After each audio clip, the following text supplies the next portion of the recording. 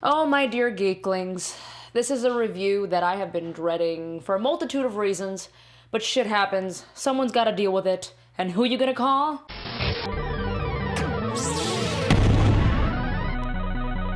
Bring it on! No bones about it, folks, the internet straight up dick punched the trailers for this movie. I would even say it's one of the most hated movie trailers ever in YouTube history. I am going to be honest with you guys, and it sucks to have to admit this, but I was in no way excited for this movie, and a large part is due to the fact that my stance on females in Hollywood conflicted with my largely negative feelings towards remakes and reboots in general. Add to the fact that one of my good and very talented friends worked on this movie, I have come to realize that there is no way I'm going to win reviewing this damn thing. However, many of you folks asked for my take, so for better or for worse, here we go. Let me just preface with this.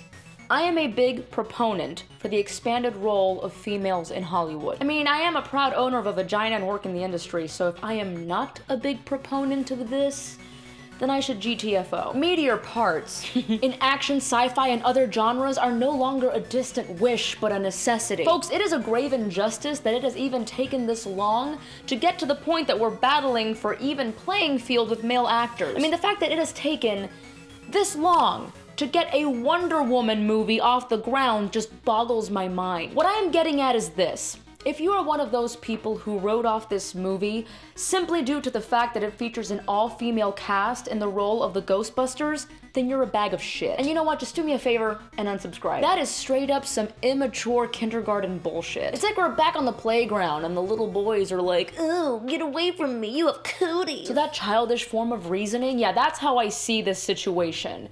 But you're grown-ass adults. Now, if you're one of those people who was against this movie because you felt that it didn't freaking need to be reimagined, then that is a slime of a different color. So, did we like Ghostbusters? The short answer is no. I will tell you why, but last warning, we will be delving into spoilers. Bottom line, it did not feel like a Ghostbusters movie. Sure, there were ghosts. Yes, they were busted.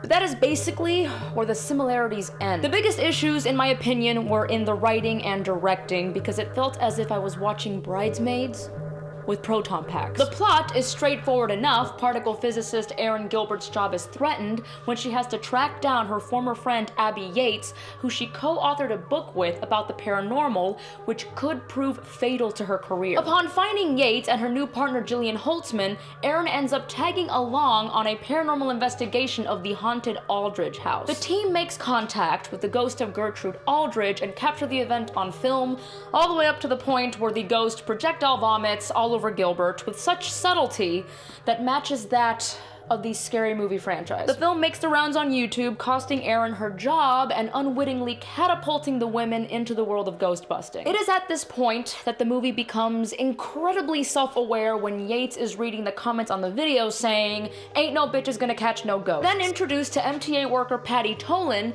who upon investigating a suspicious character heading down the railroad tracks, comes face to face with a ghost. Meanwhile, the aspiring Ghostbusters are looking for a place to make their base of operations, but since they can't afford the classic firehouse from the original films, they wind up renting out a space above Abby's favorite Chinese restaurant. Next, they need to find a receptionist. Enter Kevin, who is as dumb as he is pretty. Eventually, Patty enlists the help of the team to check out her ghost in the subway, and it becomes apparent that someone is planting a device that amplifies paranormal activity in a given area. Patty then decides to leave her job and joins the team as their resident NYC historian. The team perfects their equipment, and soon enough they are called to a concert hall to bust a ghost, and surprise, surprise, they find another ghost magnifying device, and the team muscles together to catch the ghost and are hailed as heroes. That success is short-lived as the mayor and his advisors publicly denounce the Ghostbusters as frauds while supporting them off the record so as to not cause mass hysteria. Eventually, the team is able to uncover the source behind these ghost-amplifying devices, a bullied loner named Rowan. After confronting him, he kills himself and becomes a ghost, and then he possesses Abby and attacks the team, and she is saved by Patty, but then he possesses Kevin and uses his body to carry out the last leg of his plan. The Ghostbusters link up at the center of the city where Rowan has unleashed a portal that merges the spirit world with our own. The Ghostbusters are tasked with a whole lot of specters before finally getting to Rowan himself. He releases Kevin and asks them to choose his form a la Gozer. Patty says something cute, and Rowan transforms into a giant, bow-tied, menacing version of the ghost from their logo. With a giant Rowan destroying downtown, the Ghostbusters figure out that they can close the portal by blasting the nuclear-powered equipment atop the Ecto-1 that is commandeered by everyone's favorite ghost, Slimer. In the end, even though they cannot be officially acknowledged, the Ghostbusters save the day and end up on the city's payroll. They set up shop in the classic firehouse, and New York thanks them in their own way. For a cast that appears so diverse on paper, I felt that each character lacked an individual voice. Everyone seemed as if they were on the same level of wittiness, and again, the writing. The leads are serviceable and do the best they can with what they are given, but not one of them had their moment to shine comedically, because the jokes were these long-winded exchanges of banter that run the punchline firmly into the ground, kill it, and catch its own ghost. Kind of like what I just did there. The damn wonton soup gag that runs throughout the entirety of the film is the perfect example of this. I suppose if I had to pick one standout from the new team, it would be Kate McKinnon's Holtzman. She was the most unique of the four and would have made a great addition to a team honoring the continuity of the two films. I could have seen her as Egon's brilliant, quirky niece, but alas, 'tis a missed opportunity. Though I gotta say, every character in this movie is so goddamn cartoonish. There is not one straight man, and that is even when we extrapolate out into the supporting characters. Yep, apparently everybody in this version of New York City is a freaking comedian, from the mayor to the museum tour guide. I'm not asking for a shit ton of realism in a movie about catching ghosts, okay folks? But if you look at the original films, they had 4 unique comedic voices, and what made it so special was that you put real people in extraordinary situations, and it had some fucking subtext. It wasn't all this over-the-top nonsense that tries so freaking hard to be funny. It was an effortless script that rested on the laurels of its performers. Have some faith in your cast. The 2 most unapologetically terrible characters are Chris Hemsworth's Kevin and the film's villain Rowan, played by Neil Casey. Neither Rowan or his nefarious plot made too much sense. People were mean to me, so I'm gonna open up a portal, merging the realm of the supernatural with that of the physical, and somehow hold dominion over it. Dude, just become a fucking blogger or something. Kevin, on the other hand, kind of made me hate Chris Hemsworth a bit. I never thought those words would come out of my mouth. Some will argue that this is a progressive character turning the ditzy, sexy secretary around on the guys for a change. However, it seems like the crux of the comedy relies on Kevin and how hot and dumb he is. And he is so fucking stupid. He can't function like human.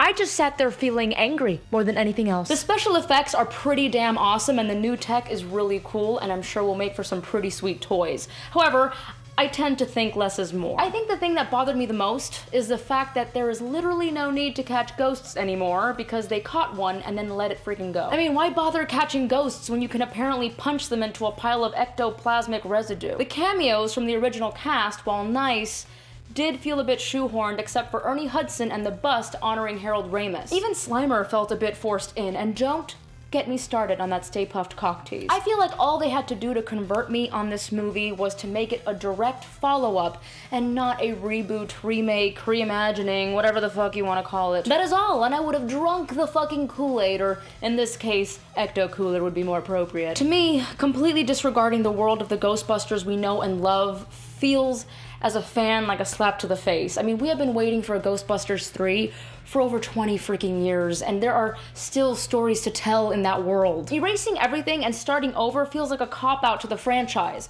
It should have been sequel or nothing. Better yet, they should have given these women the opportunity to stand or fall with an original idea, but then again, that is just way too much to ask from Hollywood. Just repackage an established moneymaker because that's all we can do anymore. Any positive that we can take from this latest effort from the cesspool of unoriginality that is Hollywood is that little girls somewhere are strapping on toy proton packs. In the end, this movie was not made for us, so whether I like it or not, or you like it or not, it is of little consequence. It's a new Ghostbusters for a new generation to grow up with, so if this film strikes a chord with them, like the 1984 film did for us, then fuck yeah. These kids are gonna have great childhoods. Who knows, maybe this will make them want to check out the first 2 movies. So this film didn't kill my childhood. It reinforced it. I'll have those classic movies forever, and hey, at least Ecto-Cooler's back. Thank you, my friends, for hearing me out, and even if you don't agree with me, we can respectfully agree to disagree, because at the end of the day, it's an opinion show. So I love you guys, and stay geeky, my friends.